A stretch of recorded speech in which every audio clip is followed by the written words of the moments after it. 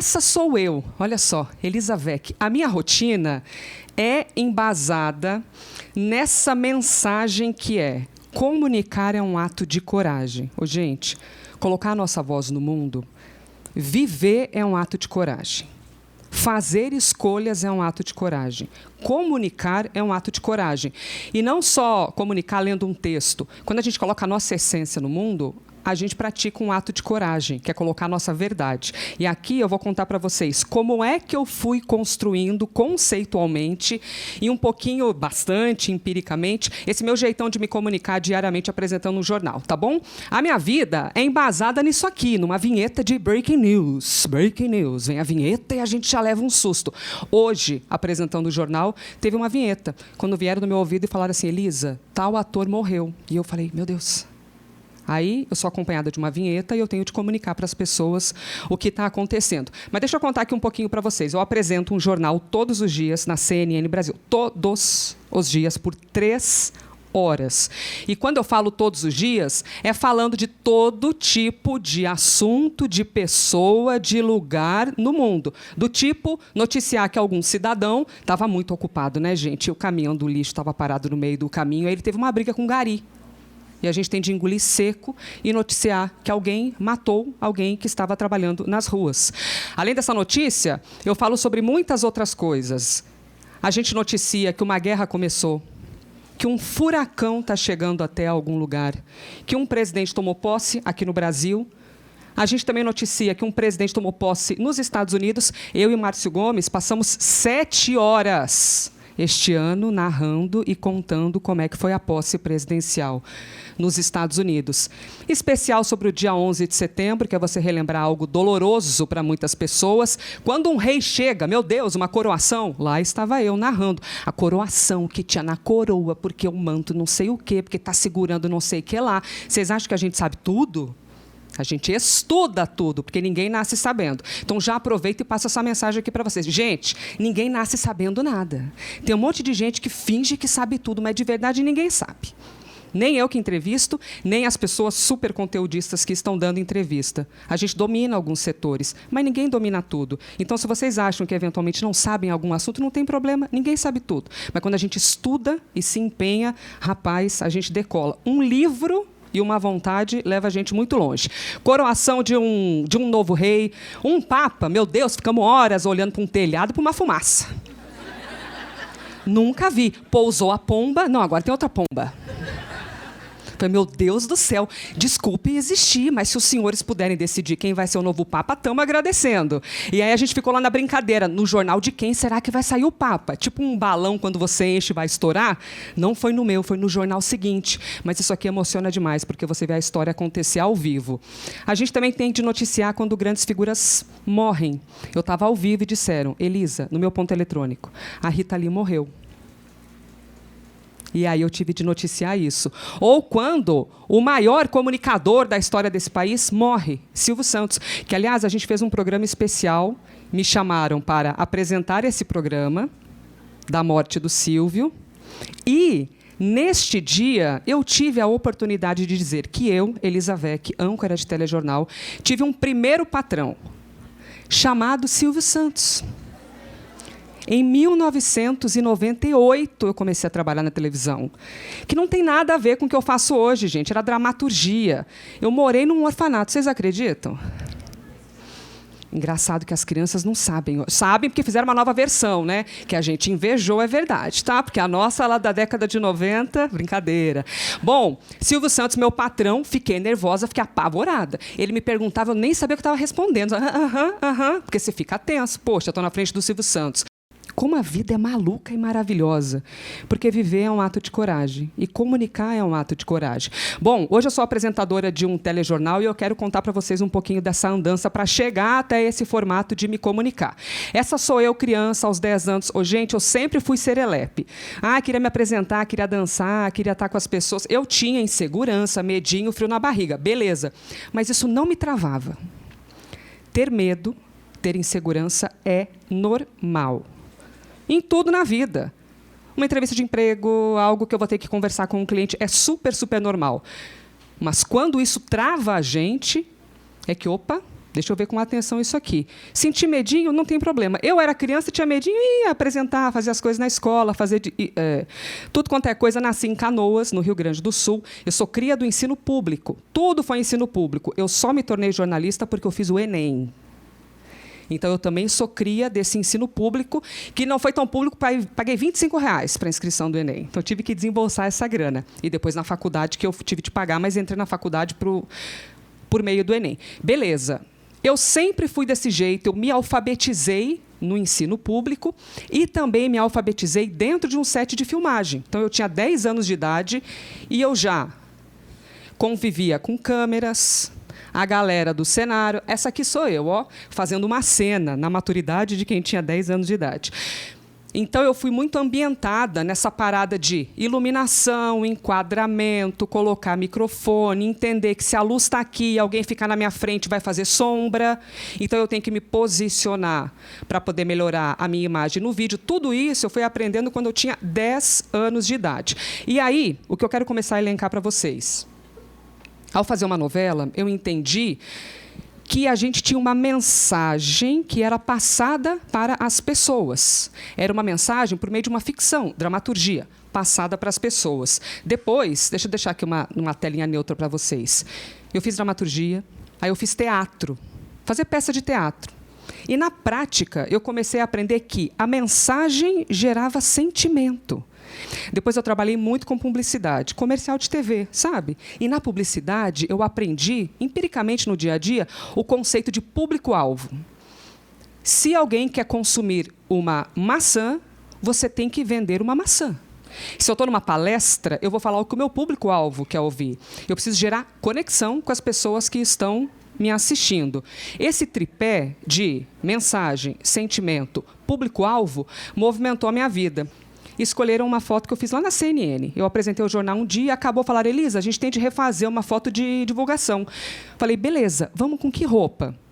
Só o meu antes me preparou para a confecção do agora, que são essas fotos que eu fiz. Eu pensei: como é que a gente vai fazer essa foto? Eu sou uma âncora de telejornal. Será que eu vou de blazer e terninho? Não, não sou eu. Eu vou colocar uma camisa. Uma camisa que traz uma... Não sei se é uma seriedade, né? Mas traz uma credibilidade. Mas é uma camisa com recorte masculino. Opa, ela é moderninha. E essa camisa está com o braço dobrado. Meio bagunçada essa menina, mas tá bom, tá segurando ali na coragem. Um pouquinho de pele à mostra para deixar a imagem mais fresh. Uma calça jeans para trazer um casual chique. Um cabelo cortado desse jeito porque eu acho que é moderninho. Enroladinho porque eu acho que traz uma coisa mais solta. E um blush que a gente colocou um pouquinho mais forte para trazer um pouco mais de vida. Tudo isso está nessa imagem. Mas quando a gente olha, a gente não repara. Mas quem vive, já deu para perceber que eu sou apaixonada por isso. A gente que vive isso, faz isso com prazer. A gente pensa em cada detalhe na hora de comunicar. Mas, beleza, vamos aqui em frente, porque eu tenho uma caminhada para contar para vocês. Dos meus 10 aos 22 anos, eu fiquei me dedicando muito para tudo isso de televisão. Aí, um dia, vieram até mim e disseram: Elisa, tem uma vaga para apresentar um programa de esportes. Você quer apresentar? Eu falei: apresentar? Já trabalhava com televisão há 12 anos. Apresentar, mas não sou apresentadora. Eu me lembro que um dia me chamaram para um teste da MTV, para ser VJ, aquelas coisas de ficar falando o nome em inglês das músicas. Eu falei: meu Deus, mas eu nem falo inglês, como é que eu vou falar o nome das músicas da Mariah Carey? Não vai ter jeito isso aqui. Não fui ao teste, né, porque a gente é cara de pau, mas também tem que admitir que algumas coisas não dá para a gente. Não fui ao teste, mas eu pensei: apresentar um programa tem nada a ver com o que eu faço, mas eu vou ter um salário. Já estava um pouco cansada, é verdade, porque eu mostrei muita coisa legal para vocês, mas a vida no dia a dia é uma canseira, sabe? É pegar ônibus, é pegar metrô, você quer comprar as coisas, você não tem dinheiro, você não consegue pagar uma conta direito, e eu estava já um pouco cansadinha disso, mas resiliente. Pensei: beleza, bora lá, vamos ver no que vai dar esse programa. E aí eu quero contar para vocês o seguinte. Quando eu fui fazer a primeira entrevista, quando me disseram: você vai entrevistar essa pessoa, e eu tive que estudar a vida dessa pessoa. Fui lá comprar um livro e li a vida dela. E fui entrevistar esse atleta, um velejador que tinha atravessado de barco à vela o Chile até a Ilha de Páscoa, 18 mil quilômetros. Falei: meu Deus. Entrevistei ele. E quando isso foi ao ar, eu entendi que eu estava ainda trabalhando em cima de uma mensagem que gerava um sentimento para um público-alvo, mas fazendo outra coisa. E, gente, eu me apaixonei. Eu entrei num conflito, porque eu tinha uma vida dedicada a um rolê e, de repente, estava apaixonada por outra coisa. E isso rendeu muita sessão de terapia, viu? Para eu poder... Aliás, por favor, façam terapia. Cuidem da saúde mental. Por favor, gente. É um ato de amor a vocês, às pessoas que vocês amam. Por favor, cuidem da saúde mental. Depois de muita sessão de terapia, e por causa desse dia, 2010, eu entrevistando o velejador em Ilhabela, eu decidi que eu queria trocar de profissão. Mas eu precisava me organizar para virar uma jornalista. Comecei a estudar a língua portuguesa, comecei a fazer aula de locução, aula de apresentação, aula de tudo. E entrei na faculdade. Quando eu comecei a assistir jornal, eu entrei na faculdade e comecei a assistir muitos jornais. E aí é o momento de maior importância nessa minha história enquanto comunicadora. Eu assisti os jornais, eu achava todo mundo muito inteligente, né? Muito falava, caramba, essa galera sabe muito. Mas tinha uma coisa que eu não me sentia conectada. Eles não falavam a minha língua. Não sei o jeito que eles falavam, a maneira como eles se vestiam, eu achava que não se parecia comigo, eu me sentia um pouquinho excluída, sabe? De olhar algo e falar assim, nossa, será que na verdade sou eu que não sei muito e eles sabem bastante, por isso que eles usam palavras tão difíceis? E veja, eles são e continuam sendo excelentes. Só que eles não se comunicavam comigo, esse público-alvo. Esse público-alvo não era atingido. E ali eu pensei, puxa vida, eu já na faculdade, questionando a vida, né, a cabeça fritando. E ali, neste momento, no primeiro ano de faculdade, eu decidi que eu queria ser uma âncora de telejornal, que eu poderia aprender a ser aquilo, que eu gostaria de trabalhar num canal de notícias e que eu queria fazer um jornalismo que incluía, não que excluía. Repito, meus colegas não estavam pensando, estamos excluindo. Eles fazem daquele jeito, que é um padrão, e o fazem com muito talento. Mas eu pensei, eu quero falar a linguagem das pessoas. Porque se de alguma maneira eu trouxer as pessoas para o conhecimento do telejornalismo, eu posso socialmente, sei lá, com o meu coração, ficar um pouco feliz de tentar compartilhar mais informação com as pessoas. E aí, eu virei apresentadora de telejornal, isso aqui é na Rede Vanguarda, em São José dos Campos, no interior, porque eu fui embora para o interior. Não vai dar para contar a história, mas eu abandonei São Paulo, fui para o interior para tentar uma vaga de estágio na emissora, que é do Boni. Aliás, se o Boni, José Bonifácio Oliveira Sobrinho, assistir esse vídeo, coração para você. O Boni... é dono da Vanguarda. Falei assim, gente, essa emissora deve ter um ziriguidum interessante, vou aprender. E fui para lá, demorou 1 ano e meio para ter uma vaga, para ter um teste. E eu fiz um teste e me tornei apresentadora. Eu nunca tinha trabalhado ao vivo. E comecei a apresentar um jornal ao meio-dia. Fiquei 5 anos lá, vivendo toda essa rotina de apresentadora de telejornal, sempre lembrando do porquê eu havia decidido fazer aquilo, vivendo experiências incríveis na bancada, ainda era meio formal o negócio, na bancada, tá vendo? Com as camisas ali, tudo uma coisa mais alinhada. Topetinho, usava num spray de cabelo, fazer um topete, causar uma boa impressão. E vivi experiências maravilhosas, tipo entrevistar o Tarcísio e a Glória Menezes, uma coisa inacreditável na minha vida, porque eu fiz um documentário sobre os 85 anos do Boni, fui indicada para um prêmio, ganhei como âncora de telejornal pelo Troféu Mulher Imprensa em 2017. E aí, gente, um dia chegou uma mensagem no meu WhatsApp. Oi, aqui é da CNN Brasil. Eu falei assim, meu Deus. A CNN não tinha estreado. Eu falei, meu Deus. Aqui é da CNN, vamos conversar, gostamos de você. Eu falei, não estou acreditando. Quando? Depois de amanhã. Eu falei, meu Deus, depois de amanhã, como assim? Fui conversar e me tornei uma detentora dessa rotina, que é trabalhar com breaking news. E é onde eu estou hoje, há 5 anos, fazendo telejornalismo diariamente, colocando a minha linguagem adiante. Todas as linguagens importam. Tem jornal para tudo quanto é estilo. O meu é acreditar que eu posso ser uma ponte de acesso, que as pessoas consigam aprender com uma linguagem coloquial. E aí, gente, a vida é muito maravilhosa. Virei até questão de Enem. Tu vê? E eu que fiz o Enem para entrar na faculdade. Andei de skate no estúdio, não me demitiram, eu não sei como isso aconteceu. Andei de skate num dia que a Raíssa, a fadinha, tinha competido na Olimpíada. Eu andei de skate e falei assim, gente, seguinte, a gente pode ser o que a gente quiser e tudo mais, pode andar de skate. E fizeram uma questão do Enem, falando justamente sobre isso. Também fui esses tempos para o sertão nordestino, fiz uma série de reportagens, meu Deus do céu, que coisa linda. E que rendeu uma fala minha sobre a xenofobia. e está com 25 milhões de visualizações. Não sei como isso foi possível. Mensagem, sentimento, público-alvo. 25 milhões de visualizações. Mas também já fiz umas pataquadas, gente. Já tive crise de riso. Teve um dia lá que aconteceu de um prefeito que decidiu se jogar. Vocês lembram disso? Alguém viu?